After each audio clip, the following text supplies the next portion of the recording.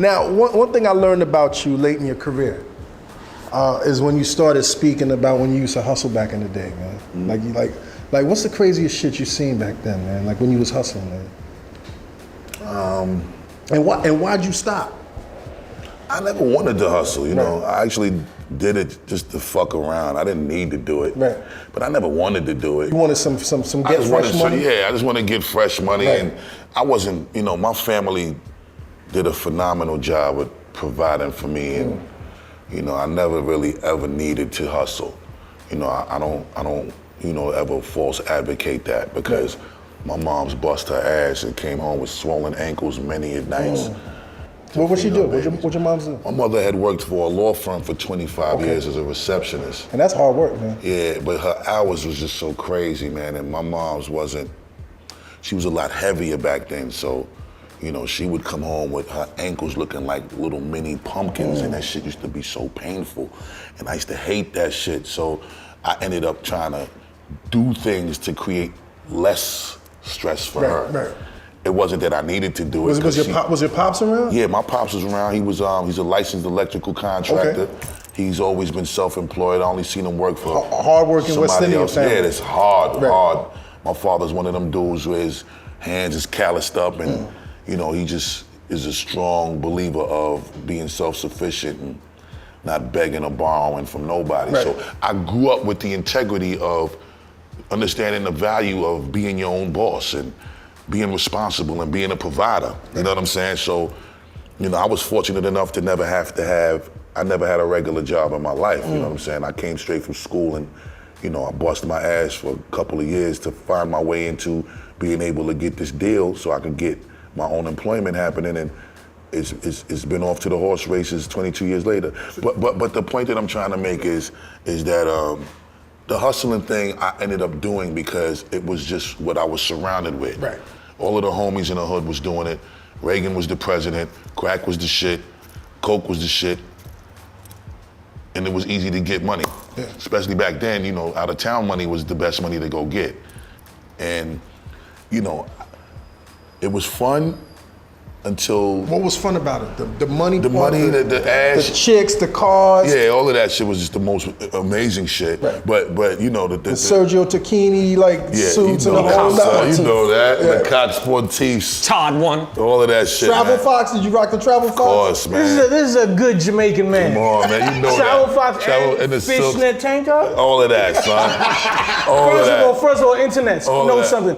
Busta Rhymes has Lamborghinis and fishnet tanks in the same color. Lime, orange, green. Yeah, lime green. Gull wing doors. I seen you.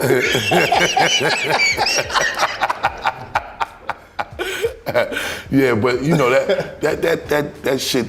There was a lot of shit that you seen that I'm not really gonna sit around and get to talking about this shit on no camera. But you know, you see shit, and it was a lot of moments that was frightening moments, man. And you know, it was moments that really, really made me pursue this music shit that much harder. I'm not built for this. I don't want to be built for it. One funny thing was I was fucking with some dudes out of town, and a spot got robbed. While you was in it? Yeah. And, you know, these niggas had to take it short, obviously, because the spot got robbed. Yeah. So, they put us back in the spot with some more shit. And, I robbed them. Wait. I had a problem with the fact that you was getting a short. The spot got robbed. It wasn't my fault. You telling me I gotta take a short, so you're not paying me. So now I've been sitting in here doing all of this shit, and then on top of that, you know, something could have happened to me. Of course. And then you talking about go back in there with another package, you gotta take it short. If we take it short, you can't get no paper. Okay, cool. So I'm gonna go back in there with this thing. And when y'all leave, I'm leaving with y'all shit, and I'm gonna get paid myself. Right. I'm gonna pay myself. And I didn't see these dudes for about About 4 years, 5 years after. Now you're in the show business, right? Yeah, so the first time I seen them again, they came to a show where I was Busta Rhymes. I didn't even see them during the Leaders Run. So they come to the show as Busta Rhymes, and they see me there, and I gets off the stage, and I stepped straight to them because I thought it was gonna be a problem, and you know, I didn't want them to feel like, you know, I was worried about anything. Right. So I went over and said, what's up? They bigged me up. It's about 8, 9 of them. Same crew from back when we was in the street. With Same them. cats you Same exact crew. Every last one of them was still rocking with each other. Still alive. So, nigga said to me, yo, we glad you doing your thing. Congratulations and all of that.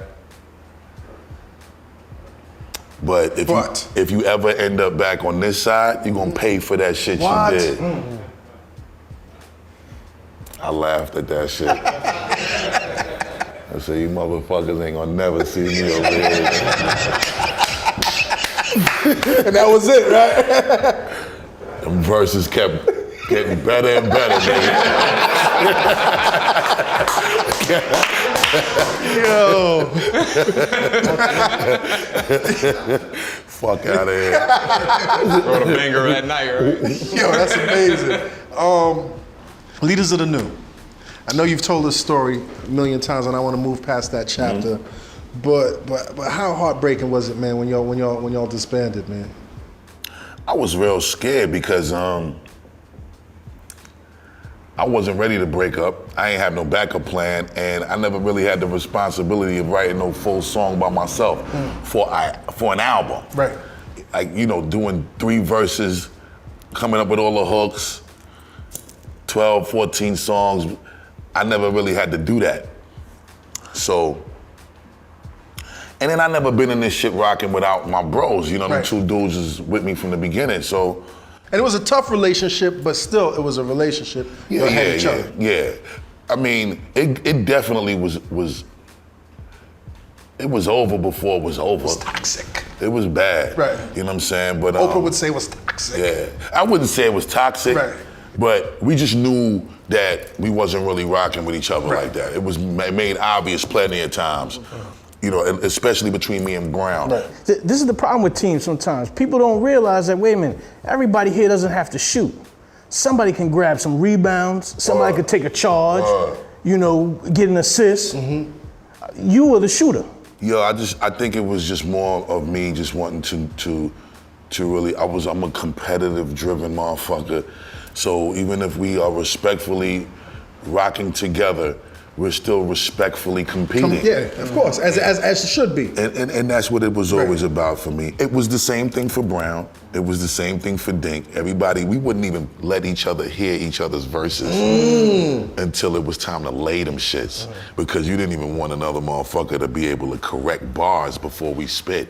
You know, once you laid your shit, it was mandated that you can't change it later. So the competitive shit intensified to the point where we were vindictively trying to shit on the next MC. So when we did songs in the studio, 85, 90% of the time, nobody would say they verses to each other until it was laid. And then once you laid your shit, that was it. That was it. You couldn't change it. Cause you might feel you heard the dude rhyming after you shit is spanking your shit. Now you wanna go back and switch shit up. That ain't the way this is going down. And that's the way we rocked with each other. So every verse just had to be that shit that you knew you was gonna be comfortable living with, because once you laid it, you couldn't change it. Get ready for combat. No escaping.